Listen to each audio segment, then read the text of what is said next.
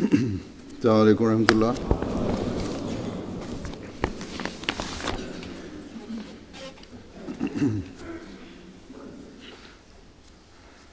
أشهد أن لا إله إلا الله وحده لا شريك له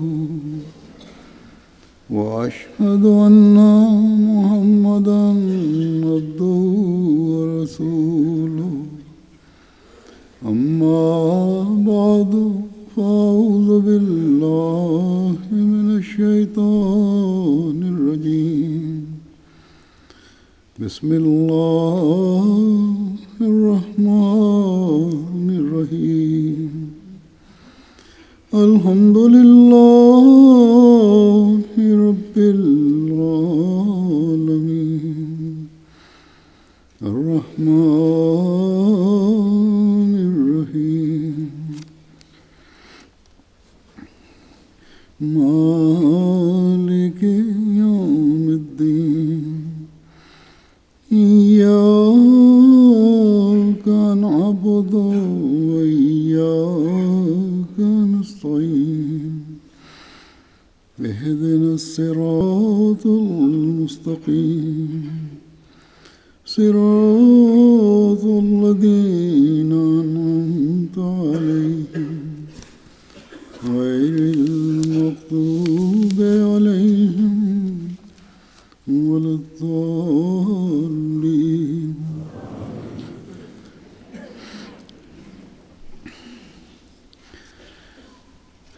آج نئے سال کا پہلا دن ہے اور یہ جمعۃ المبارک کے بابرکت دن سے شروع ہو رہا ہے.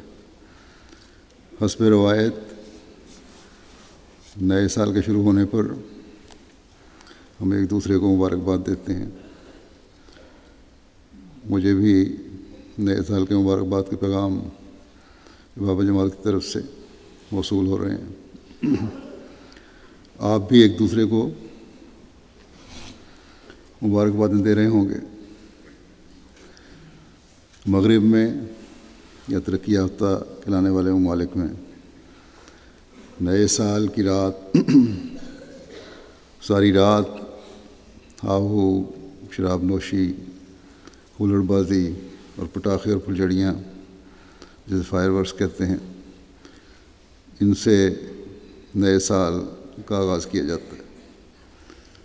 بلکہ مسلمان ممالک میں بھی نئے سال کا اسی طرح استقبال کیا جاتا ہے. چنانچہ کل خبر تھی دبئی میں اسی طرح کے فائر ورکس کی خبریں آ رہی تھیں جہاں یہ سب تماشے دکھانے تھے اور اس کے ساتھ ہی ایک 63 منزلہ عمارت کو آگ لگی ہوئی کے نظارے بھی دکھائے جا رہے تھے جو راکھ کا ڈھیر ہو گئی تھی. لیکن ٹی وی پر بار بار اعلان ہو رہا تھا کہ اس سے کچھ فرق نہیں پڑتا, یہ آگ لگی ہے اس عمارت پہ لگی رہے, تو بھائی ہوتی ہے تو ہوتی رہے. ہم تو اس جگہ کے سامنے اس کے قریب ہی اپنے پروگرام کے مطابق پھلجھڑیاں چھوڑیں گے اور تماشے کریں گے. ویسے تو اس وقت مسلمان ملکوں کی حالت اکثر کی بری ہے, لیکن بہرحال یہ ایک اظہار ہے جو دنیا داری کے اظہار ہو رہے ہیں ان ملکوں سے جن کے پاس پیسہ ہے. اگر آگ وہاں نہ بھی لگی ہوتی تو اس حالت کا ہی یہ تقاضا تھا کہ مسلمان امیر ملک یہ اعلان کرتے کہ ہم ان فضول چیزوں میں پیسہ برباد کرنے کے بجائے متاثرین جو ہیں بہت سارے مسلمان ان کی مدد کریں گے.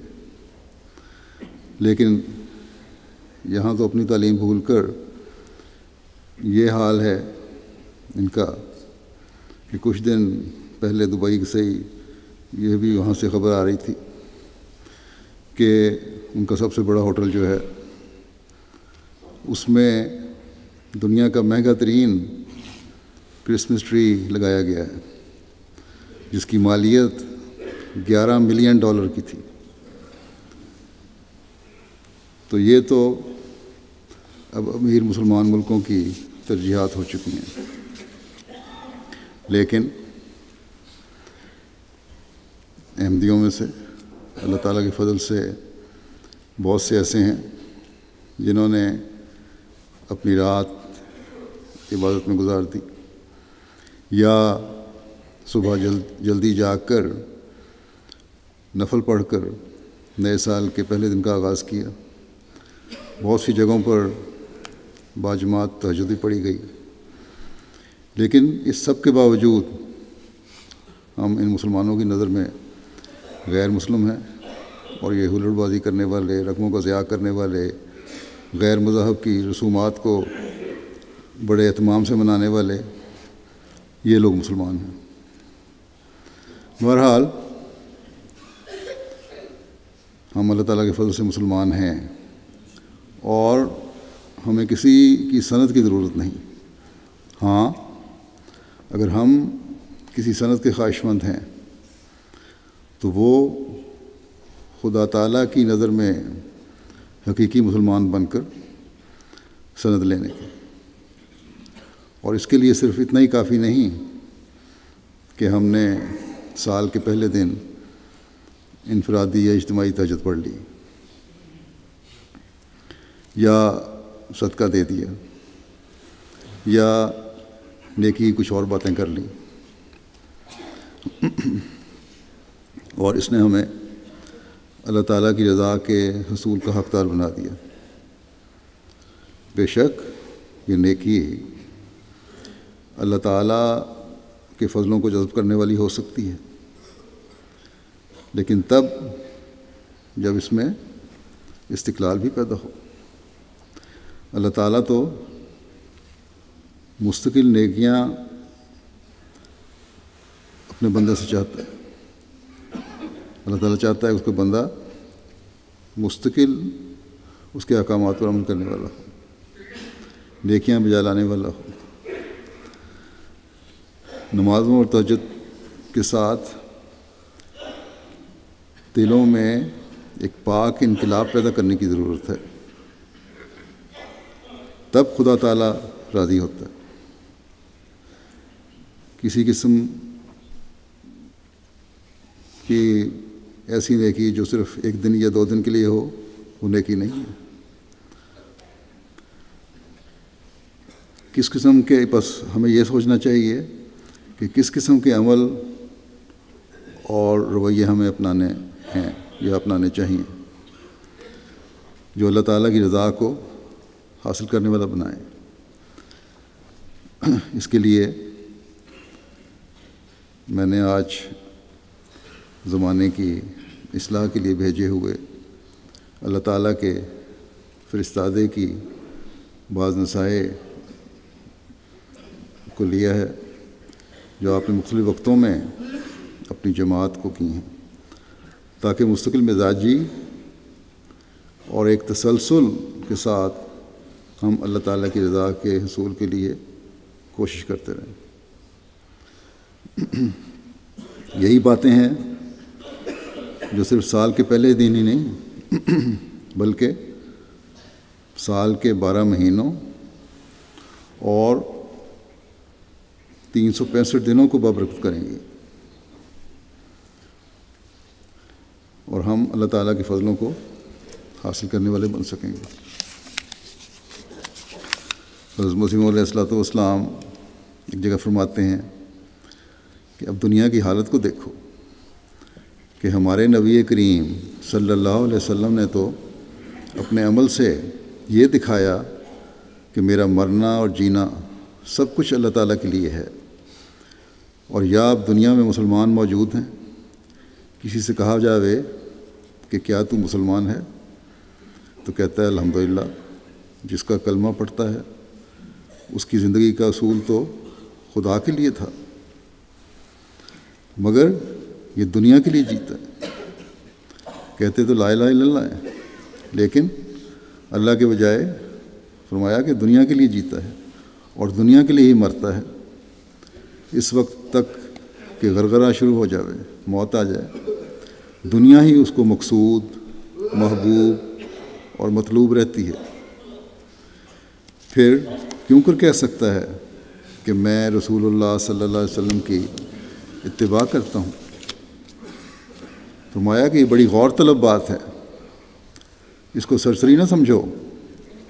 مسلمان بننا آسان نہیں ہے۔ رسول اللہ صلی اللہ علیہ وسلم کی اطاعت اور اسلام کا نمونہ جب تک اپنے اندر پیدا نہ کرو، مطمئن نہ ہو۔ یہ صرف چھلکا ہی چھلکا ہے۔ اگر بدون اتباع مسلمان کہلاتے ہو، یعنی کہ آپ صلی اللہ علیہ وسلم کی اتباع نہیں کرتے، آپ کے اسوے پہ نہیں چلتے، قرآن کریم کی تعلیم پر عمل نہیں کرتے، فرمایا کہ نام اور چھلکے پر خوش ہونا دانشمند کا کام نہیں ہے۔ بس اگر یہ اتباع نہیں کر رہے تو پھر تو چھلکا ہی ہے۔ کسی یہودی کو فرمایا کہ کسی یہودی کو ایک مسلمان نے کہا کہ تو مسلمان ہو جا۔ اس نے کہا تو صرف نام ہی پر خوش نہ ہو جا۔ کہنے لگا یہودی کہ میں نے اپنے لڑکے کا نام خالد رکھا تھا اور شام سے پہلے ہی اسے دفن کر دیا۔ اب خالد کو مطلب یہ لمبا رہنے والا، ہمیشہ رہنے والا، لیکن اس نام سے تو اس کو زندگی نہیں مل گئی، اس کی زندگی تو ایک دن بھی نہ رہی۔ فرمایا کہ پس حقیقت کو طلب کرو، میرے ناموں پر راضی نہ ہو جاؤ۔ کس قدر شرم کی بات ہے کہ انسان عظیم الشان نبی صلی اللہ علیہ وسلم کا امتی کہلا کر کافروں کی سی زندگی بسر کرے۔ تم اپنی زندگی میں محمد رسول اللہ صلی اللہ علیہ وسلم کا نمونہ دکھاؤ، وہی حالت پیدا کرو، اور دیکھو اگر وہی حالت نہیں ہے تو تم طاغوت کے پیرو ہو، شیطان کے پیچھے چل رہے ہو۔ غرض یہ بات اب بخوبی سمجھ میں آ سکتی ہے کہ اللہ تعالیٰ کا محبوب ہونا انسان کی زندگی کی غرض و غایت ہونی چاہیے، کیونکہ جب تک اللہ تعالیٰ کا محبوب نہ ہو اور خدا کی محبت نہ ملے، کامیابی کی زندگی بسر نہیں کر سکتا۔ اور یہ امر پیدا نہیں ہوتا جب تک رسول اللہ صلی اللہ علیہ وسلم کی سچی اطاعت اور مطابقت نہ کرو۔ اور رسول اللہ صلی اللہ علیہ وسلم نے اپنے عمل سے دکھا دیا ہے کہ اسلام کیا ہے، پس تم وہ اسلام اپنے اندر پیدا کرو تاکہ تم خدا کے محبوب بنو۔ اسلام دنیا کی نعمتوں سے منع نہیں فرماتا، بلکہ دنیا میں رہتے ہوئے دین کو دنیا پر مقدم رکھنے کی تلقین فرماتا ہے۔ اس بارے میں سیدنا حضرت مسیح موعود علیہ السلام فرماتے ہیں کہ اسلام نے رہبانیت کو منع فرمایا، یہ بزدلوں کا کام ہے۔ مومن کے تعلقات دنیا کے ساتھ جس قدر وسیع ہوں وہ اس کے مراتب عالیہ کا موجب ہوتے ہیں، کیونکہ اس کا نصب العین دین ہوتا ہے اور دنیا اس کا مال و جا، دنیا اس کا مال و جا دین کا خادم ہوتا ہے۔ بس اصل بات یہ ہے کہ دنیا مقصود بذات نہ ہو، بلکہ حصول دنیا میں اصل غرض دین ہو، اور ایسے طور پر دنیا کو حاصل کیا جاوے کہ وہ دین کی خادم ہو۔ جیسے انسان کسی جگہ سے دوسری جگہ جانے کے واسطے سفر کے لیے سواری اور ذات راہ کو ساتھ لیتا ہے، تو اس کی اصل غرض منزل مقصود پر پہنچنا ہوتی ہے، نہ خود سواری اور راستہ کی ضروریات۔ اسی طرح پر انسان دنیا کو حاصل کرے مگر دین کا خادم سمجھ کر۔ فرمایا کہ ربنا آتنا فی الدنیا حسنۃ وفی الآخرۃ حسنہ۔ اللہ تعالیٰ نے جو یہ تعلیم فرمائی ہے کہ ربنا آتنا فی الدنیا حسنۃ وفی الآخرۃ حسنۃ، اس میں بھی دنیا کو مقدم کیا ہے، لیکن کس دنیا کو؟ حسنت دنیا کو جو آخرت میں حسنات کا موجب ہو جاوے، ایسی دنیا کو پہلے رکھا ہے، مقدم کیا ہے، حاصل کرو اس کی حسنات، لیکن وہ دنیا جو آخرت کی حسنات کا موجب بنے۔ اس دعا کی تعلیم سے صاف سمجھ میں آ جاتا ہے کہ مومن کو دنیا کے حصول میں حسنات الآخرہ کا خیال رکھنا چاہیے، اور ساتھ ہی حسنت دنیا کے لفظ میں ان تمام بہترین ذرائع حصول دنیا کا ذکر آ گیا جو ایک مومن مسلمان کو حصول دنیا کے لیے اختیار کرنی ہے چاہیے۔ دنیا کو ہر ایسے طریق سے حاصل کرو جس کے اختیار کرنے سے بھلائی اور خوبی ہو، نہ وہ طریق جو کسی دوسرے بنی نوع انسان کی تکلیف رسائی کا موجب ہو، نہ ہم جنسوں میں کسی عار اور شرم کا باعث ہو۔ ایسی دنیا بے شک حسنۃ الآخرہ کا موجب ہو۔ بس ایسی دنیا تلاش کرو، فرمایا، جس سے کسی کو نقصان نہ پہنچاؤ، جس سے ہم جنسوں میں کسی شرم اور عار کا باعث نہ بن جاؤ، تو پھر تمہاری ایسی دنیا جو ہے وہ آخرت کے لیے حسنات کا موجب ہے، اور ایسی دنیا کو اللہ تعالیٰ نے پسند فرمایا۔ پھر فرمایا کہ سمجھنا چاہیے کہ جہنم کیا چیز ہے۔ ایک جہنم تو وہ ہے جس کا مرنے کے بعد اللہ تعالیٰ نے وعدہ دیا ہے۔ دوسرے یہ زندگی بھی اگر خدا تعالیٰ کے لیے نہ ہو تو جہنم ہی ہے۔ اگر اس میں حسنات نہیں ہیں تو پھر یہ دنیا بھی جہنم بن جاتی ہے۔ فرمایا کہ اللہ تعالیٰ ایسے انسان کا تکلیف سے بچانے اور آرام دینے کے لیے متولی نہیں ہوتا۔ فرمایا کہ یہ خیال مت کرو کہ کوئی ظاہری دولت یا حکومت، مال و عزت، اولاد کی کثرت کسی شخص کے لیے کوئی راحت یا اطمینان اور سکینت کا موجب ہو جاتی، اور وہ دم نقد بہشت ہی ہوتا ہے، یعنی یہ دنیا میں بہشت بن جاتا ہے، ہرگز نہیں۔ وہ اطمینان اور وہ تسلی اور وہ تسکین جو بہشت کے انعامات میں سے ہیں، ان باتوں سے نہیں ملتی۔ وہ خدا ہی میں زندہ رہنے اور مرنے سے مل سکتی ہے، جس کے لیے انبیاء علیہم السلام، خصوصاً ابراہیم اور یعقوب علیہم السلام کی یہی وصیت تھی کہ لا تموتن الا وانتم مسلمون۔ لذات دنیا تو ایک قسم کی ناپاک ہرس پیدا کر کے طلب اور پیاس کو بڑھا دیتی ہیں۔ صرف دنیا کی لذتیں تو ایک ہرس پیدا کرتی ہیں، جس سے پیاسے کی، جس طرح بیماری کی طرح پیاس بھڑکتی ہے، وہ بڑھا دیتی ہیں۔ فرمایا کہ استسقاء کے مریض کے طرح پیاس نہیں بجھتی، یہاں تک کہ وہ ہلاک ہو جاتے ہیں۔ بس یہ بے جا آرزوؤں اور حسرتوں کی آگ بھی من جملہ اسی جہنم کی آگ کے ہے جو انسان کے دل کو راحت اور قرار نہیں لینے دیتی، بلکہ اس کے ایک تذبذب اور اضطراب میں غلطاں و پیچاں رکھتی ہے۔ اس لیے میرے دوستوں کی نظر سے یہ امر، فرمایا اس لیے میرے دوستوں کی نظر سے، یعنی احمدیوں کی نظر سے یہ امر ہرگز پوشیدہ نہ رہے کہ انسان مال و دولت یا زن و فرزند کی محبت کے جوش اور نشے میں ایسا دیوانہ اور از خود رفتہ نہ ہو جاوے کہ اس میں اور خدا تعالیٰ میں ایک حجاب پیدا ہو جاوے، یعنی دوری پیدا ہو جائے، اللہ تعالیٰ سے تعلق ختم ہو جائے۔ پھر آپ فرماتے ہیں کہ میرے دل میں یہ بات آئی ہے کہ الحمدللہ رب العالمین الرحمن الرحیم اور مالک یوم دین سے یہ ثابت ہے کہ انسان ان صفات کو اپنے اندر لے، یعنی اللہ تعالیٰ کے لیے ساری صفتیں سزاوار ہیں جو رب العالمین ہے، یعنی ہر عالم میں، نطفے میں، مضغہ میں وغیرہ سارے عالموں میں، غرض ہر عالم میں، پھر رحمان ہے، پھر رحیم ہے اور مالک یوم دین ہے۔ اب ایاک نعبد جو کہتا ہے تو گویا اس عبادت میں وہی ربوبیت اور رحمانیت اور رحیمیت اور مالکیت صفات کا پرتو انسان کو اپنے اندر لینا چاہیے۔ یہ اللہ تعالیٰ کی صفات جو ہیں ان کو اپنے اندر بھی اختیار کرنا چاہیے۔ فرمایا کہ کمال اب انسان کا یہی ہے کہ تخلقوا باخلاق اللہ، یعنی اللہ تعالیٰ کے رنگ میں رنگین ہو جاوے، ان صفات کو اپنائے، اور جب تک اس مرتبہ تک نہ پہنچ جاوے تھکے نہ ہارے۔ اس کے بعد خود ایک کشش و جذب پیدا ہو جاتا ہے جو عبادت الہی کی طرف اسے لے جاتا ہے۔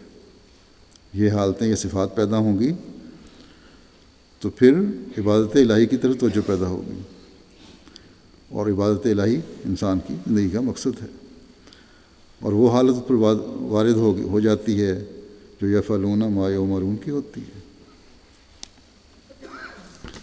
اس بارے میں فرماتے ہوئے کہ زندگی کا کوئی بھروسہ نہیں، اس لیے ہمیشہ اپنی موت کو سامنے رکھو، تبھی اللہ تعالیٰ کے حکم پر عمل بھی ہو سکتا ہے، تبھی انسان ان صفات کو بھی اپنا سکتا ہے۔ فرمایا کہ کسی کو کیا معلوم ہے کہ ظہر کے بعد عصر کے وقت تک زندہ رہے۔ بعض وقت ایسا ہوتا ہے کہ یک دفعہ ہی دوران خون بند ہو کر جان نکل جاتی ہے، بعض دفعہ چنگے بھلے آدمی مر جاتے ہیں۔ ایک واقعہ کا ذکر فرماتے ہیں، فرمایا کہ وزیر محمد حسن خان صاحب تھے، ہوا خوری کر کے آئے اور خوشی خوشی زینے پر چڑھنے لگے۔ ایک دو زینے چڑھے ہوں گے کہ چکر آیا، بیٹھ گئے۔ نوکر نے کہا کہ میں سہارا دوں، کہنے لگے نہیں۔ پھر دو تین زینے چڑھے، پھر چکر آیا اور اسی چکر کے ساتھ جان نکل گئی۔ فرمایا کہ ایسا ہی ایک اور شخص کا ذکر فرمایا، غلام محی الدین کونسل کشمیر کا ممبر تھا، یک دفعہ ہی مر گیا۔ فرمایا غرض موت کے آ جانے کا ہم کو کوئی وقت معلوم نہیں کہ کس وقت آ جاوے، اسی لیے ضروری ہے کہ اس سے بے فکر نہ ہوں۔ بس دین کی غمخواری ایک بڑی چیز ہے جو سکرات الموت میں سرخرو رکھتی ہے۔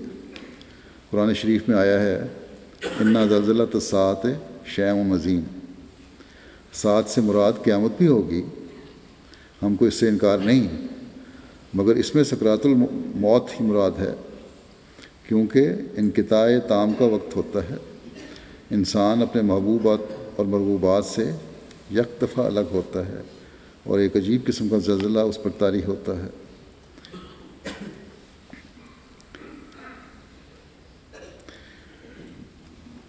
گویا اندر ہی اندر ایک شکنجے میں ہوتا ہے جب ایسی حالت ہوتی ہے موت کی۔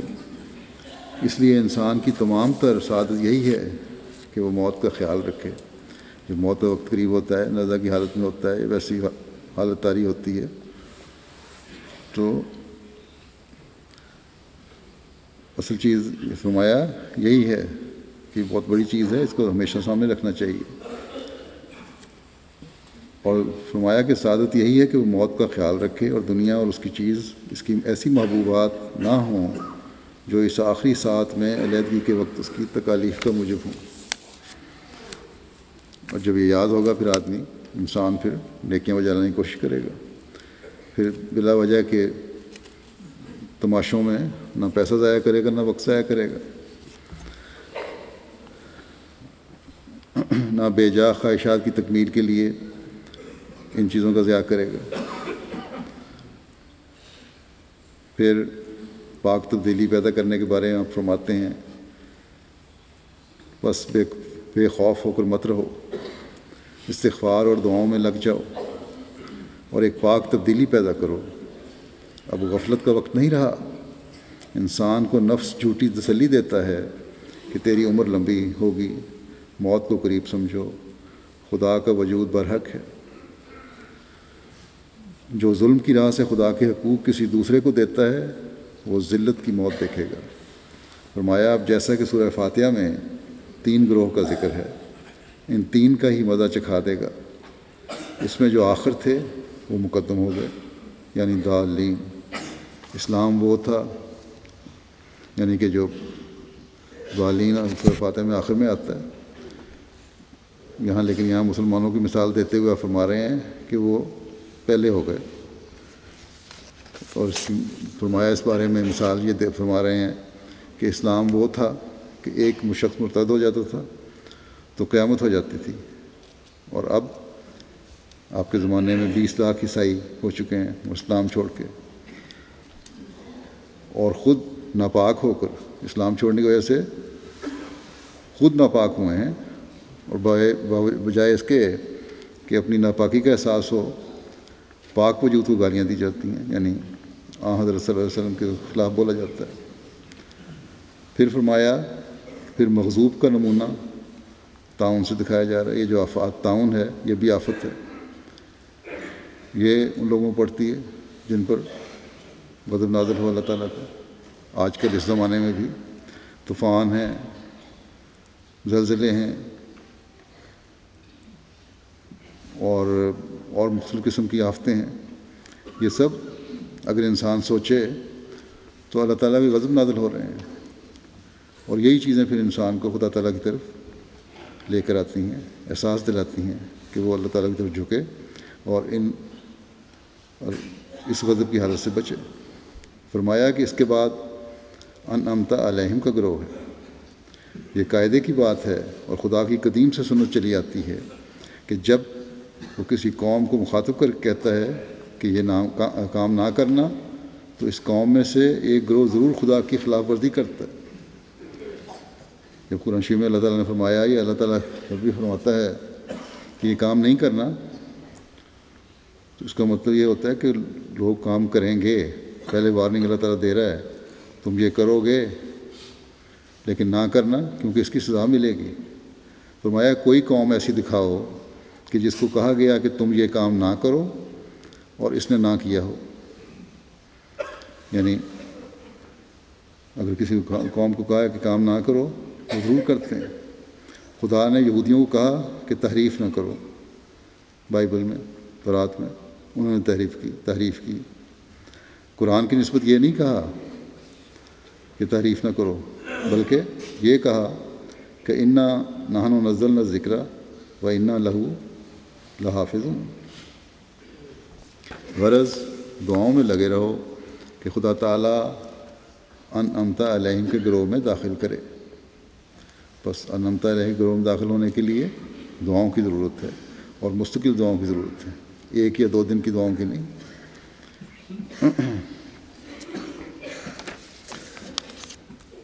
پھر پاک تبدیلی اور آخرت کی فکر تقویٰ سے پیدا ہوتی ہے، اور تقویٰ ہی انسان کو آخرت میں بھی سرخرو کرتا ہے۔ اس بارے میں حضرت مسیح علیہ السلام فرماتے ہیں کہ تقویٰ والے پر خدا کی ایک تجلی ہوتی ہے، وہ خدا کے سائے میں ہوتا ہے، مگر چاہیے کہ تقویٰ خالص ہو اور اس میں شیطان کا کچھ بھی حصہ نہ ہو، ورنہ شرک خدا کو پسند نہیں، اور اگر کچھ حصہ شیطان کا ہو تو خدا تعالیٰ کہتا ہے کہ سب شیطان کا ہے۔ خدا کے پیاروں کو جو دکھ آتا ہے وہ مصلحت الہی سے آتا ہے، تکلیفیں اور پریشانیاں آتی ہیں خدا کے پیاروں کو بھی، لیکن وہ اللہ تعالیٰ کی مصلحت ہوتی ہے، ورنہ ساری دنیا اکٹھی ہو جائے تو ان کو ایک ذرہ بھر تکلیف نہیں دے سکتی۔ چونکہ وہ دنیا میں ایک نمونہ قائم کرنے کے واسطے ہیں، اس واسطے ضروری ہوتا ہے کہ خدا کی راہ میں تکالیف اٹھانے کا نمونہ بھی وہ لوگوں کو دکھائیں، ورنہ اللہ تعالیٰ فرماتا ہے کہ مجھے کسی بات میں اس سے بڑھ کر تردد نہیں ہوتا کہ اپنے ولی کی قبض روح کروں۔ اللہ تعالیٰ یہ بھی نہیں چاہتا کہ اپنے ولی کو فوت کرے، خدا تعالیٰ نہیں چاہتا کہ اس کے ولی کو کوئی تکلیف آوے، مگر ضرورت اور مسئلے کے واسطے وہ دکھ دیے جاتے ہیں، اور اس میں خود ان کے لیے نیکی ہے کیونکہ ان کے اخلاق ظاہر ہوتے ہیں۔ دکھ دیے جاتے ہیں تو ان سے بجائے جزا فضا کرنے کے، شور مچانے کے، ان کے اعلیٰ اخلاق اس دکھ میں تکلیف میں ظاہر ہوتے ہیں۔ فرمایا کہ انبیاء اور اولیاء اللہ کے لیے تکلیف اس قسم کی نہیں ہوتی جس میں اللہ تعالیٰ کے عذاب اور اس کی ناراضگی کا اظہار ہوتا ہے، بلکہ انبیاء شجاعت کا ایک نمونہ قائم کرتے ہیں۔ خدا تعالیٰ کو اسلام کے ساتھ کوئی دشمنی نہ تھی، مگر دیکھو جنگ احد میں حضرت رسول کریم صلی اللہ علیہ وسلم اکیلے رہ گئے۔ اس میں یہی بھید تھا کہ حضرت صلی اللہ علیہ وسلم کی شجاعت ظاہر ہو، جبکہ حضرت رسول کریم صلی اللہ علیہ وسلم 10,000 کے مقابل پر اکیلے کھڑے ہو گئے کہ میں اللہ تعالیٰ کا رسول ہوں۔ ایسا نمونہ دکھانے کا کسی نبی کو موقع نہیں ملا۔ ہم فرمایا کہ ہم اپنی جماعت کو کہتے ہیں کہ صرف اتنے پر وہ مغرور نہ ہو جائے کہ ہم نماز روزہ کرتے ہیں یا موٹے موٹے جرائم مثلا زنا، چوری وغیرہ نہیں کرتے۔ فرمایا کہ ان خوبیوں میں تو اکثر غیر فرقے کے لوگ، مشرک وغیرہ بھی تمہارے ساتھ شامل ہیں۔ مشرک بھی بہت سارے ایسے ہیں جو ایسی نیکیاں کرتے ہیں، ان کے اخلاق بہت اچھے ہیں۔ فرمایا کہ تقویٰ کا مضمون باریک ہے، اس کو حاصل کرو، خدا کی عظمت دل میں بٹھاؤ، جس کے اعمال میں کچھ بھی ریاکاری ہو خدا اس کے عمل کو واپس الٹا اس کے منہ پر مارتا ہے۔ متقی ہونا مشکل ہے۔ مثلاً اگر کوئی تجھے کہے، مثال دے رہے ہیں آپ، کہ تو نے قلم چرایا ہے، تو کیوں غصہ کرتا ہے؟ اگر کسی پہ الزام لگا دیتا جھوٹا، کوئی مثلاً چھوٹا سا الزام ہی ہے کہ میں نے یہاں قلم رکھا، تم نے اس کو اٹھا لیا، اس پہ دوسرے کو غصہ آ جاتا ہے، ہمیں کیوں غصے کی کیا ضرورت ہے؟ فرمایا کہ تیرا پرہیز تو محض خدا کے لیے ہے۔ اس چیز سے غصے سے بچنا خدا کے لیے ہے۔ یہ طیش اس واسطے ہوا کہ روح بحق نہ تھا۔ جو غصہ تمہیں آیا اس کا مطلب یہ ہوا کہ تم اللہ تعالیٰ کی طرف سے تعلق نہیں تھا تمہارا، اللہ تعالیٰ کے چہرے کو نہیں دیکھ رہے تھے، اللہ تعالیٰ کی رضا کو نہیں چاہتے تھے، اس لیے ذرا سی بات پہ غصہ آ جاتا ہے بعض لوگوں کو۔ اگر اللہ یاد رہے سامنے تو کبھی غصہ نہ آئے۔ فرمایا جب تک واقعی طور پر انسان پر بہت سی موتیں نہ آ جائیں وہ متقی نہیں بنتا۔ معجزات اور علامات بھی تقویٰ کی فرع ہیں۔ اصل تقویٰ ہے کہ اس واسطے تمہیں اصل تقویٰ ہے، اس چیز کو یاد رکھو۔ فرمایا کہ اس واسطے تم الہامات اور رویا کے پیچھے نہ پڑا کرو، کسی کو الہام ہو گیا، کسی کو رویا ہوا، کوئی سچی خوابیں آ گئیں، کشف ہو گیا، بلکہ حصول تقویٰ کے پیچھے لگو۔ یہ نہ دیکھو کہ اس کو کیا آ رہی ہیں خوابیں، سچی کہ نہیں آ رہی، یہ دیکھو کہ تقویٰ ہے کہ نہیں۔ جو متقی ہے اس کے الہامات بھی صحیح ہیں، اور اگر تقویٰ نہیں تو الہامات بھی قابل اعتبار نہیں۔ جتنے مرضی کوئی الہام سناتا رہے اور اس میں تقویٰ نہیں ہے، لوگوں کا حق مار رہا ہے، ذرا ذرا سی بات غصے میں آ جاتا ہے، تو وہ چاہے جتنی مرضی سچے خواب میں سنائے، کوئی سچی خواب نہیں۔ فرمایا کہ ان میں شیطان کا حصہ ہو سکتا ہے۔ کسی کے تقویٰ کو اس کے ملہم ہونے سے نہ پہچانو، بلکہ اس کے الہاموں کو اس کی حالت تقویٰ سے جانچو اور اندازہ کرو۔ سب طرف سے آنکھیں بند کر کے پہلے تقویٰ کے منازل کو طے کرو، انبیاء کے نمونے کو قائم رکھو۔ جتنے نبی آئے ہیں سب کا مدعا یہی تھا کہ تقویٰ کی راہ سکھلائیں۔ ان اولیاءہ الا المتقون، کہ حقیقی والی، اس کے حقیقی والی جو ہیں، اس کا مطلب یہ ہے آیت کا کہ وہ متقیوں کے علاوہ اور کوئی نہیں۔ مگر قرآن شریف نے تقویٰ کی باریک راہوں کو سکھلایا ہے۔ کمال نبی کا کمال امت کو چاہتا ہے، نبی کا کمال اس کی امت کے کمال کو چاہتا ہے۔ فرمایا کہ چونکہ حضرت صلی اللہ علیہ وسلم خاتم النبیین تھے صلی اللہ علیہ وسلم، اس لیے حضرت صلی اللہ علیہ وسلم پر کمالات نبوت ختم ہوئے۔ کمالات نبوت ختم ہونے کے ساتھ ہی ختم نبوت ہوا۔ جو اللہ تعالیٰ کو راضی کرنا چاہے اور معجزات دیکھنا چاہے اور خوارق عادت دیکھنا منظور ہو تو اس کو چاہیے کہ وہ اپنی زندگی بھی خارق عادت بنا لے۔ دیکھو امت اگر خاتم النبیین ہے تو اپنے خاتم النبیین کو ماننے والے کو خود بھی تقویٰ کے وہ معیار حاصل کرنے چاہیے جو اعلیٰ ترین معیار ہوں۔ اس لیے فرمایا کہ اپنی زندگی بھی خارق عادت بناؤ۔ فرمایا کہ دیکھو امتحان دینے والے محنتیں کرتے ہیں، متکوک کی طرح بیمار اور کمزور ہو جاتے ہیں، اس طرح پڑھ کے بیچارے کمزور ہو جاتے ہیں جس طرح ٹی وی کا مریض ہو۔ بس تقویٰ کے امتحان میں پاس ہونے کے لیے ہر ایک تکلیف اٹھانے کے لیے تیار ہو جائے۔ تقویٰ بھی ایک امتحان ہے، اس کے لیے بھی محنت کرنی پڑتی ہے۔ جب انسان اس راہ پر قدم اٹھاتا ہے تو شیطان اس پر بڑے بڑے حملے کرتا ہے، لیکن ایک حد پر پہنچ کر آخر شیطان ٹھہر جاتا ہے۔ یہ وہ وقت ہوتا ہے کہ جب انسان کی سفلی زندگی پر موت آ کر وہ خدا کے زیر سایہ ہو جاتا ہے، وہ مظہر الہی اور خلیفۃ اللہ ہوتا ہے۔ مختصر خلاصہ ہماری تعلیم کا یہی ہے کہ انسان اپنی تمام طاقتوں کو خدا کی طرف لگا دے۔ پھر تقویٰ کے حوالے سے ہمیں نصیحت کرتے اور فرماتے ہیں کہ اہل تقویٰ کے لیے یہ شرط ہے کہ وہ اپنی زندگی غربت اور مسکینی میں بسر کریں۔ یہ تقویٰ کی ایک شاخ ہے جس کے ذریعے سے ہمیں ناجائز غضب کا مقابلہ کرنا ہے۔ تقویٰ کے ذریعے سے ہمیں بلا وجہ غصہ جو آ جاتا ہے، اور یا بلا وجہ غصہ کسی کا غصہ ہمارے پر ہو، اس کا مقابلہ کرنا ہے۔ بڑے بڑے عارف اور صدیقوں کے لیے آخری اور کڑی منزل غضب سے بچنا ہی ہے۔ کسی کے غصے سے خود مغلوب الغضب نہ ہو جاؤ اور وہی حرکت خود نہ شروع کر دو۔ فرمایا ہے کہ عجب و پندار غضب سے ہی پیدا ہوتے ہیں۔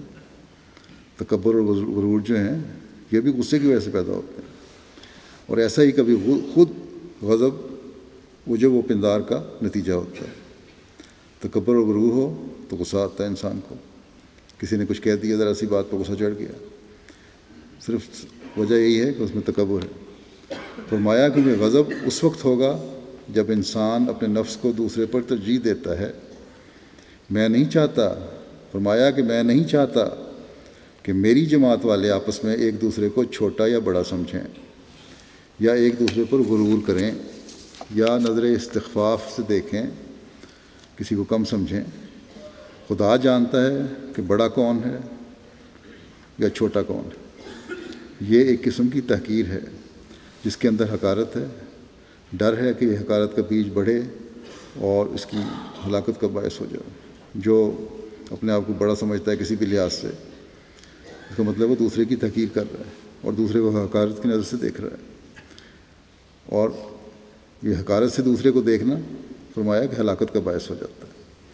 بعض آدمی بڑوں کو مل کر بڑے ادب سے پیش آتے ہیں، بڑا آدمی ہو، امیر آدمی ہو، بڑے ادب سے ملتے ہیں، بڑا عزت احترام کرتے ہیں، لیکن بڑا وہ ہے جو مسکین کی بات کو مسکینی سے سنے، کسی مسکین اور غریب آدمی کی بات کو سنے اور بڑے آرام سے سنے، توجہ سے سنے، اس کی دلجوئی کرے، اس کی بات کو عزت کرے، اس کی بات کی عزت کرے، کوئی چڑ کی بات منہ پر نہ لاوے کہ جس سے دکھ پہنچے۔ خدا تعالیٰ فرماتا ہے وَلَا تَنَابَزُوا بِالْأَلْقَابِ بِئْسَ الِاسْمُ الْفُسُوقُ بَعْدَ الْإِيمَانِ وَمَنْ لَمْ يَتُبْ فَأُولَٰئِكَ هُمُ الظَّالِمُونَ۔ وَلَا تَنَابَزُوا بِالْأَلْقَابِ بِئْسَ الِاسْمُ الْفُسُوقُ بَعْدَ الْإِيمَانِ وَمَنْ لَمْ يَتُبْ فَأُولَٰئِكَ هُمُ الظَّالِمُونَ۔ تم ایک دوسرے کا چڑ کے نام نہ لو، یہ فعل فساق و فجار کا ہے۔ جو شخص کسی کو چڑھاتا ہے وہ نہ مرے گا جب تک وہ خود اسی طرح مبتلا نہ ہوگا۔ اپنے بھائیوں کو حقیر نہ سمجھو، جب ایک ہی چشمہ سے کل پانی پیتے ہو تو کون جانتا ہے کہ کس کی قسمت میں زیادہ پانی پینا ہے۔ مکرم و معظم کوئی دنیاوی اصول سے نہیں ہو سکتا، خدا تعالیٰ کے نزدیک بڑا وہ ہے جو متقی ہے۔ انا اکرمکم عند اللہ اتقاکم ان اللہ علیم خبیر۔ پھر تقویٰ کے بارے میں مزید جماعت کو نصیحت کرتے ہوئے فرماتے ہیں، اس کے مختلف پہلو بیان کرتے ہوئے کہ اللہ تعالیٰ نے جس قدر قوا عطا فرمائے ہیں، جس قدر قوتیں دی ہیں انسان کو، وہ ضائع کرنے کے لیے نہیں دیے گئے۔ ان کی تعدیل اور جائز استعمال کرنا ہی ان کی نشو و نما ہے۔ ان کو استعمال انصاف سے اور جائز جگہ پر استعمال کرنا، یہی ان کا صحیح استعمال ہے، اس سے وہ بہتر ہوتے ہیں، نشو و نما پاتے ہیں، بڑھتے ہیں، صلاحیتیں پیدا ہوتی ہیں، مزید نیکی اجاگر ہوتی ہے۔ فرمایا اس لیے اسلام نے قوائے رجولیت یا آنکھ کے نکالنے کی تعلیم نہیں دی، بلکہ ان کا جائز استعمال اور تزکیہ نفس کرایا ہے۔ جنسی قوا جو ہیں یا آنکھ جو ہے یہ کسی بد کام کے لیے نہیں دیے گئے، آنکھ سے بدنظری کرنے کے لیے کہا، یہ سارے قوا دیے ہیں، لیکن فرمایا کہ ان کا جائز استعمال کرو تو تزکیہ نفس ہوگا، جیسے فرمایا قد افلح المومنون۔ اور ایسے ہی یہاں بھی فرمایا ہے، متقی کی زندگی کا نقشہ کھینچ کر آخر میں بطور نتیجہ یہ کہا ہے وَأُولَٰئِکَ هُمُ الْمُفْلِحُونَ۔ یہ بیان کر رہے ہیں اس تشریح کی، یعنی وہ لوگ جو تقویٰ پر قدم مارتے ہیں، ایمان بالغیب لاتے ہیں، نماز ڈگمگاتی ہے پھر اسے کھڑا کرتے ہیں۔ لوگ کہتے ہیں نماز میں توجہ نہیں رہتی، تو یہ بتوں کے ساتھ ہی حالت پیدا ہوتی ہے، ڈگمگاتی ہے اسے کھڑا کرتے ہیں، خدا کے دیے ہوئے سے دیتے ہیں، باوجود خطرات نفس بلا سوچے سمجھے گزشتہ اور موجودہ کتاب اللہ پر ایمان لاتے ہیں، اور آخر کار وہ یقین تک پہنچ جاتے ہیں۔ پہلے ایمان بالغیب ہوتا ہے، آخر پھر وہ ایمان بالغیب جو ہے وہ یقین تک لے جاتا ہے، اور یہی وہ لوگ ہیں جو ہدایت کے سر پر ہیں۔ وہ ایک ایسی سڑک پر ہیں جو برابر آگے کو جا رہی ہے، یعنی مسلسل کوشش کرنے والے لوگ جو ہیں وہی پھر اس سڑک پر چلتے ہیں جو ہدایت کی طرف لے جانے والی ہے، اور جس سے آدمی فلاح تک پہنچتا ہے۔ بس یہی لوگ فلاح یاب ہیں جو منزل مقصود تک پہنچ جائیں گے اور راہ کے خطرات سے نجات پا چکے ہیں۔ اس لیے شروع میں ہی اللہ تعالیٰ نے ہم کو تقویٰ کی تعلیم دے کر ایک ایسی کتاب ہم کو عطا کر کی جس میں تقویٰ کے وصایا بھی دیے۔ سو ہماری جماعت، یہ سارا بیان کرنے کے بعد آپ فرماتے ہیں، سو ہماری جماعت یہ غم کل دنیاوی غموں سے بڑھ کر اپنی جان پر لگائے کہ ان میں تقویٰ ہے یا نہیں۔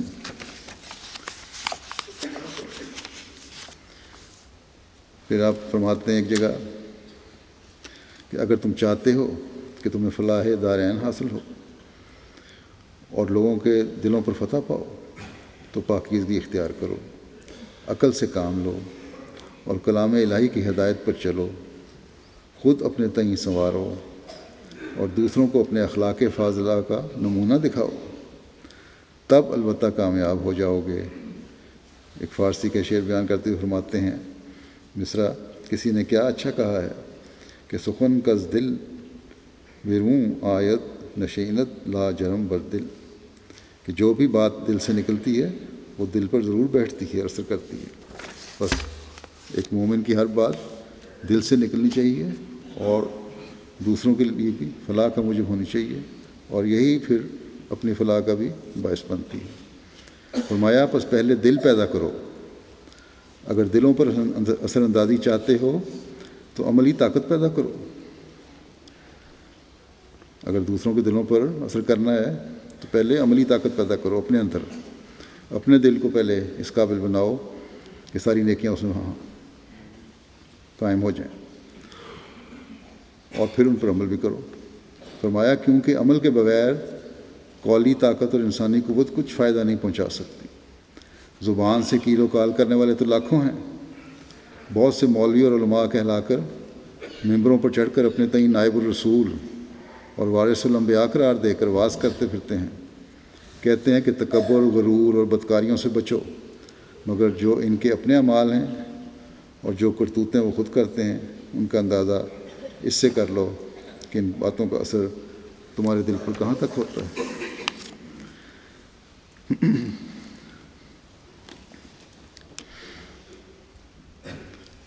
پھر اس طرف توجہ دلاتے ہوئے کہنے سے پہلے خود عمل کرو، آپ پھر فرماتے ہیں کہ اگر اس قسم کے لوگ عملی طاقت بھی رکھتے اور کہنے سے پہلے خود کرتے تو قرآن شریف میں لما تقولون ما لا تفعلون کہنے کی کیا ضرورت پڑتی۔ یہ آیت ہی بتلاتی ہے کہ دنیا میں کہہ کر خود نہ کرنے والے بھی موجود تھے اور ہیں اور ہوں گے۔ بس اس پر اگر قرآن کریم کے حکموں پر عمل کرنا ہے تو اس طرف بھی غور کرنا ہوگا۔ تو اس نصیحت کو خاص طور پر ہمیں صحیح ہے کہ ہم خود اپنا پہلے جائزہ لیں، اور لینا چاہیے ہر ایک کو، اور یہ بنیادی نصیحت خاص طور پر عہدیداروں کو بھی یاد رکھنی چاہیے، جو دوسروں سے تو اپنے اندر تبدیلی کی توقع رکھتے ہیں، ان کو نصائح کرتے ہیں، لیکن اگر اپنا معاملہ بھی ایسی صورتحال پیدا ہو جائے تو بالکل اس کے الٹ کرتے ہیں یا اس میں حل و حجت کرتے ہیں، اور خدا تعالیٰ کے حکموں کو اور اس کے رسول کے حکموں کو پھر ثانوی حیثیت دے دیتے ہیں۔ کئی ایسے معاملے سامنے آ جاتے ہیں۔ پھر مزید قول و فعل میں تطابق کے بارے میں آپ فرماتے ہیں کہ تم میری بات سن رکھو اور خوب یاد کر لو کہ اگر انسان کی گفتگو سچے دل سے نہ ہو اور عملی طاقت اس میں نہ ہو تو وہ اثر انداز نہیں ہوتی۔ اسی سے تو ہمارے نبی کریم صلی اللہ علیہ وسلم کی بڑی صداقت معلوم ہوتی ہے کیونکہ جو کامیابی اور تاثیر فی القلوب آپ صلی اللہ علیہ وسلم کے حصے میں آئی، اس کی کوئی نظیر بنی آدم کی تاریخ میں نہیں ملتی، اور یہ سب اس لیے ہوا کہ آپ صلی اللہ علیہ وسلم کے قول اور فعل میں پوری مطابقت تھی، اور یہی ہمیں حکم ہے کہ آپ کے اصول پر چلنے کی کوشش کریں۔ پھر صرف ایک اور بات کی ضرورت توجہ دلاتے ہوئے، جو جماعت کے تعلیم یافتہ لوگوں کے لیے اور ماں باپ کے لیے بھی ضروری ہے، اور جو اعلیٰ تعلیم حاصل کر رہے ہیں نوجوان، ان کے لیے بھی ضروری ہے۔ آپ فرماتے ہیں کہ آج کل کے تعلیم یافتہ لوگوں پر ایک اور بڑی آفت جو آ کر پڑتی ہے وہ یہ ہے کہ ان کو دینی علوم سے مطلق مس نہیں ہوتا، کوئی تعلق نہیں ہوتا، اس پر توجہ نہیں پھیرتے صحیح طرح۔ پھر جب وہ کسی حیات دان یا فلسفہ دان کے اعتراض پڑھتے ہیں تو اسلام کی نسبت شکوک اور وساوس ان کو پیدا ہونا شروع ہو جاتے ہیں۔ کسی فلاسفر کے یا کسی سائنٹسٹ کے اعتراض جو پڑھتے ہیں خدا کے بارے میں یا دین کے بارے میں، تو شکوک اور وساوس شروع ہو جاتے ہیں، تب وہ عیسائی یا دہریہ بن جاتے ہیں۔ فرمایا کہ ایسی حالت میں ان کے والدین بھی ان پر بڑا ظلم کرتے ہیں کہ دینی علوم کی تحصیل کے لیے ذرا سا وقت بھی ان کو نہیں دیتے، اور ابتدا ہی سے ایسے دھندوں اور بکھیڑوں میں ڈال دیتے ہیں جو انہیں پاک دین سے محروم کر دیتے ہیں۔ بس والدین کو بچوں کی طرف توجہ دینی چاہیے، اور نوجوانوں کو خود اپنا علم حاصل کرنے کے لیے، دینی علم حاصل کرنے کی طرف توجہ دینی چاہیے۔ اور یہ جماعت احمدیہ میں تو اللہ تعالیٰ کے فضل سے قرآن شریف، اس کی تفاسیر، اس کثرت سے لٹریچر موجود ہے کہ اس کو اگر پڑھا جائے تو تمام اعتراضات اور وساوس بڑے آرام سے دور ہو جاتے ہیں۔ پھر باہمی اخوت اور اتفاق اور محبت کے بارے میں آپ فرماتے ہیں کہ جماعت کے باہم اتفاق و محبت پر میں پہلے بہت دفعہ کہہ چکا ہوں کہ تم باہم اتفاق رکھو اور اجتماع کرو۔ خدا تعالیٰ نے مسلمانوں کو یہی تعلیم دی تھی کہ تم وجود واحد رکھو ورنہ ہوا نکل جائے گی۔ نماز میں ایک دوسرے کے ساتھ جڑ کر کھڑے ہونے کا حکم اس لیے ہے کہ باہم اتحاد ہو، برقی طاقت کی طرح ایک کی خیر دوسرے میں سرایت کرے گی۔ اگر اختلاف ہو، اتحاد نہ ہو تو پھر بے نصیب رہو گے، پھر مقصد پورے نہیں ہوں گے اگر اختلافات ہوئے آپس میں۔ اس لیے اختلافات کو ختم کرو، اتحاد پیدا کرو۔ رسول اللہ صلی اللہ علیہ وسلم نے فرمایا ہے کہ آپس میں محبت کرو اور ایک دوسرے کے لیے غائبانہ دعا کرو۔ محبت کا تقاضا کیا ہے کہ تم چاہے جانتے ہو یا نہیں جانتے، ایک تو اس کے لیے دعا کرو اور دوسرے کسی کو بتائے بغیر اس کے لیے دعا کرو۔ اگر ایک شخص غائبانہ دعا کرے تو فرشتہ کہتا ہے کہ تیرے لیے بھی ایسا ہو، دوسرے کو نہیں پتہ کہ کون کس کے لیے دعا کر رہا ہے، لیکن جب اس طرح کوئی کرتا ہے تو فرشتہ اس کے لیے دعا کرتا ہے۔ فرمایا کیسی اعلیٰ درجے کی بات ہے۔ اگر انسان کی دعا منظور نہ ہو تو فرشتے کی تو منظور ہوتی ہے۔ میں نصیحت کرتا ہوں اور کہنا چاہتا ہوں کہ آپس میں اختلاف نہ ہو۔ فرمایا کہ میں دو ہی مسئلے لے کر آیا ہوں، اول خدا کی توحید اختیار کرو، دوسرے آپس میں محبت اور ہمدردی ظاہر کرو۔ وہ نمونہ دکھلاؤ کہ غیروں کے لیے کرامت ہو۔ یہی دلیل تھی جو صحابہ میں پیدا ہوئی تھی، کنتم اعداء فالف بین قلوبکم۔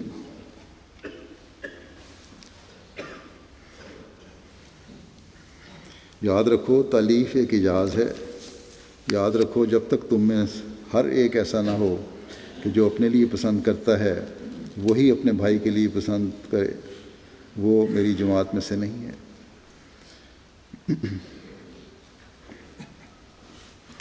بلکہ فرمایا کہ وہ مصیبت اور بلا میں ہے۔ پھر آپ فرماتے ہیں کہ میرے وجود سے انشاءاللہ ایک صالح جماعت پیدا ہوگی۔ باہمی عداوت کا سبب کیا ہے؟ بخل ہے، رعونت ہے، خود پسندی ہے اور جذبات ہیں۔ فرمایا ایسے تمام لوگوں کو بڑی تکلیف سے آپ فرما رہے ہیں کہ جو اس بخل بھی رکھتے ہیں، رعونت ہے، خود پسندی ہے اور اپنے جذبات پر قابو نہیں پاتے، کہ لوگوں کو جماعت سے الگ کر دوں گا جو اپنے جذبات پر قابو نہیں پا سکتے اور باہم محبت اور اخوت سے نہیں رہ سکتے۔ جو ایسے ہیں وہ یاد رکھیں کہ وہ چند روز مہمان ہیں، جب تک کہ عمدہ نمونہ نہ دکھائیں۔ میں کسی کے سبب سے اپنے اوپر اعتراض لینا نہیں چاہتا۔ ایسا شخص جو میری جماعت میں ہو کر میرے منشا کے موافق نہ ہو وہ خشک ٹہنی ہے، اس کو اگر باغبان کاٹے نہیں تو کیا کرے؟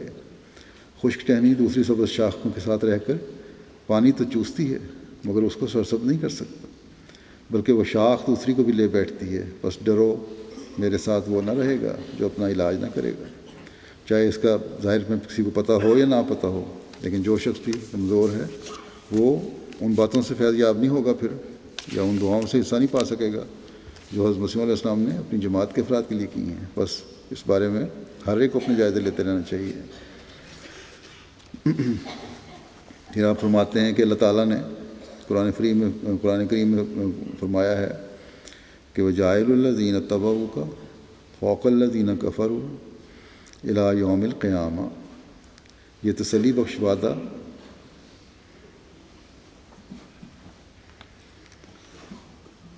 بخش وعدہ ناصرت میں پیدا ہونے والے ابن مریم سے ہوا تھا،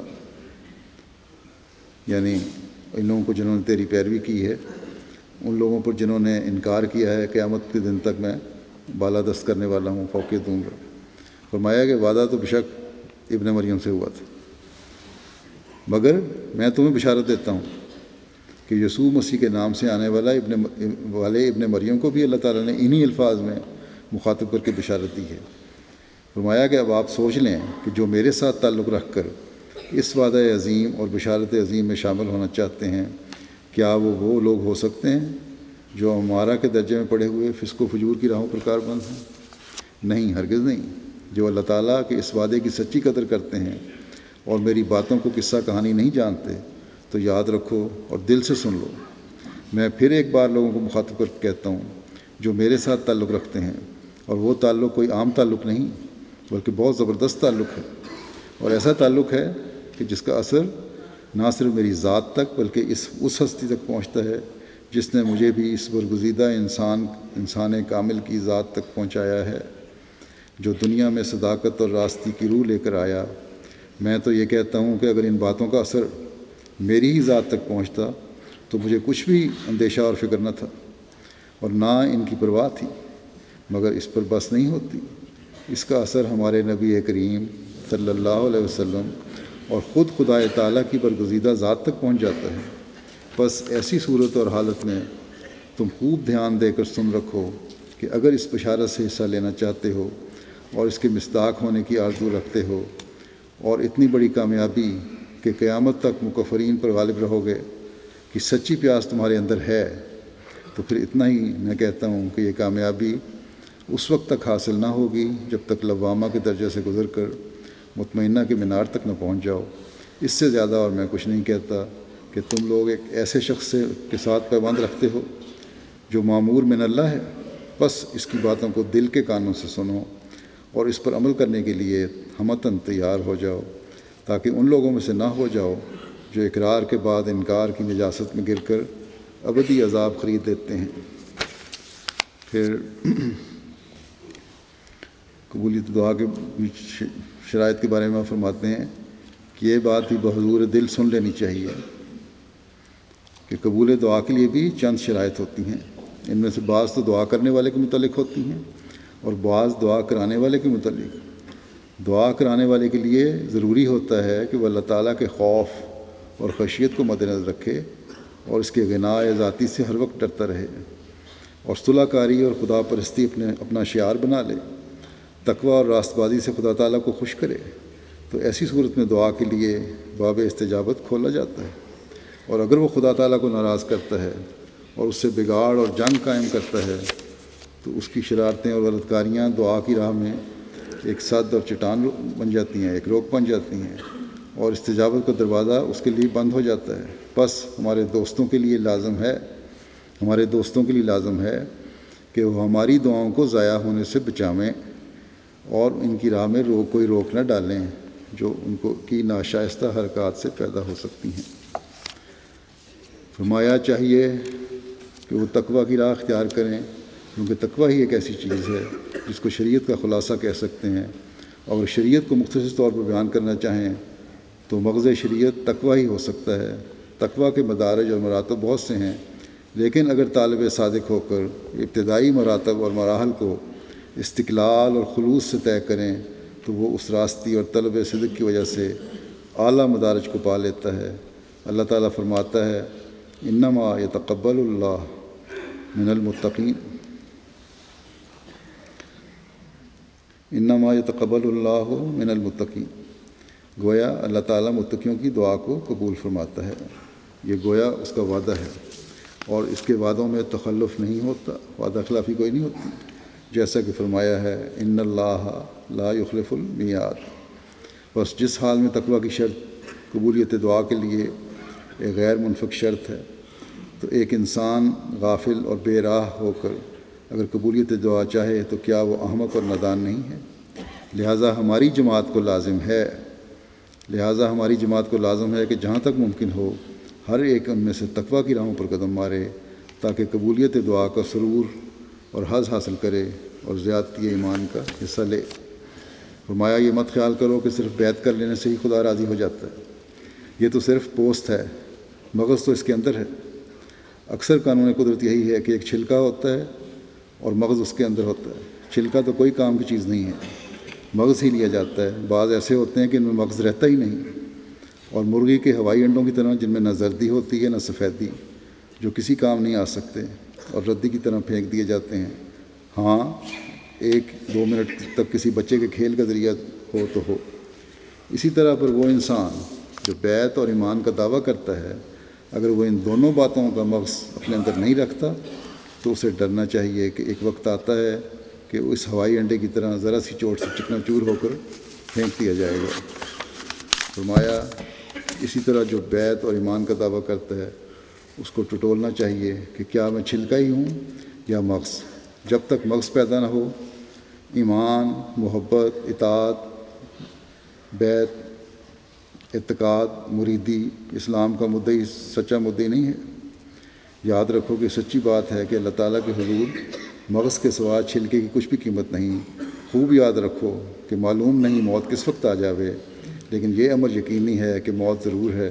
پس میرے دعویٰ پر ہرگز کفایت نہ کرو اور خوش نہ ہو جاؤ، وہ ہرگز فائدہ رساں چیز نہیں جب تک انسان اپنے آپ پر بہت موتیں وارد نہ کرے اور بہت سی تبدیلیوں اور انقلابات میں سے ہو کر نہ نکلے، وہ انسانیت کے اصل مقصد کو نہیں پا سکتا۔ اللہ تعالیٰ کرے کہ ہم اپنی زندگیوں کو آپ علیہ السلام کی خواہش کے مطابق ڈھالنے والے ہوں، اور ہمارے قدم نیکیوں کی طرف بڑھنے والے قدم ہوں ہر آن۔ ہم حضرت مسیح علیہ السلام کی دعاؤں کو ضائع کرنے والے نہ ہوں، بلکہ ان دعاؤں کو جو آپ علیہ السلام نے اپنی جماعت کے لیے کی ہیں ان کا ہمیشہ وارث بنیں۔ اس دعا کے ساتھ میں آپ سب کو نئے سال کی مبارکباد دیتا ہوں۔ اللہ تعالیٰ اس سال کو ہمارے لیے ذاتی طور پر بھی اور جماعتی طور پر بھی بے شمار برکات کا باعث بنائے۔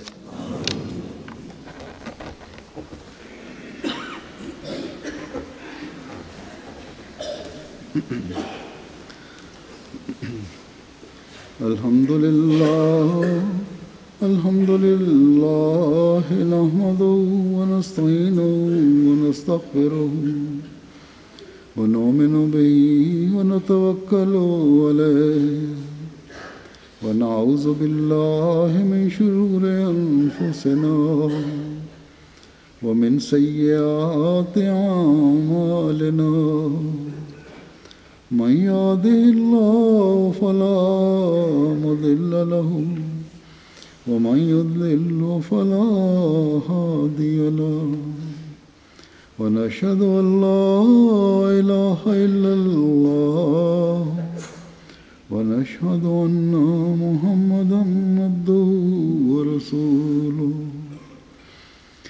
عباد الله رحمكم الله، إن الله يأمر بالعدل والإحسان وإيتاء ذي القربى وينهى عن الفحشاء والمنكر والبغي يعظكم لعلكم تذكرون۔ اذكروا الله يذكركم وادعوه يستجب لكم ولذكر الله أكبر.